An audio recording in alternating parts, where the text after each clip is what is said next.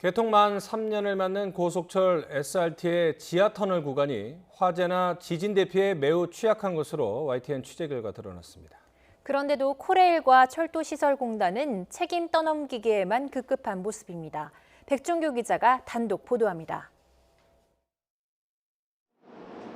지난 2016년 12월 개통된 고속철 SRT는 반드시 50여 킬로미터가량 이어지는 유련 터널을 지나야 합니다. 유련 터널은 지하 50m 아래에 있어 화재나 지진 등의 재난에 취약해 대피시설이 필수입니다. 대피시설은 모두 17곳. 개통 3년을 앞두고 직접 현장을 찾았습니다. 가장 중요한 비상용 엘리베이터는 가동이 중단된 상태입니다. 아파트 15층을 오가는 셈이지만 운행한 시간보다 멈춘 시간이 훨씬 오래됐습니다. 터널 안 습기가 심해 전기 전자장치가 자주 문제가 생겨 터널 곳곳에 있는 엘리베이터 8개가 멈춰선 겁니다.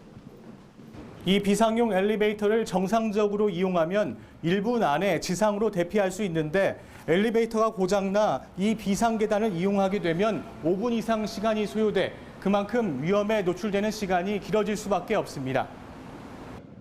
개인을 보호할 수 있는 휴대용 소화 장비 등은 먼지를 뒤집어 쓴 채 방치돼 있고 일부 이동통신사 휴대전화는 아예 불통입니다.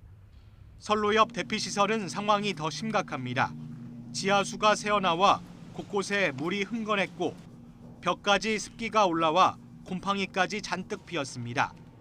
비상등과 대피등은 일부가 꺼져 있어 대피로 확보는 쉽지 않았고 연기를 막는 방연문은 녹이 잔뜩 쓸어 제대로 열리지 않았습니다. 이처럼 형편없는 안전시설 관리 행태는 지난 4월 감사원의 감사에서도 지적됐지만 6개월이 지났는데도 전혀 개선되지 않았습니다. 그 이유는 뭘까?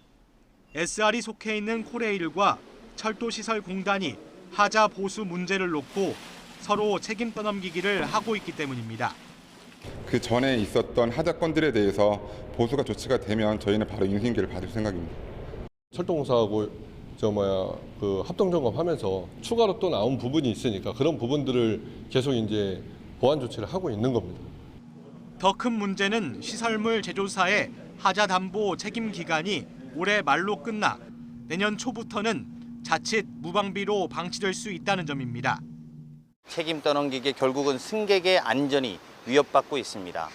하루빨리 두 기관이 머리를 맞대서 승객을 위해서 어떻게 안전을 책임질 것인지 대안 마련이 시급하다고 생각이 듭니다. 국민의 이동 가치를 높이겠다는 목표로 설립된 슈퍼 고속열차 SRT. 그 속도와 편안한 만큼 국민과 승객의 안전을 소중하게 생각하고 있는지 되돌아볼 일입니다. YTN 백종규입니다.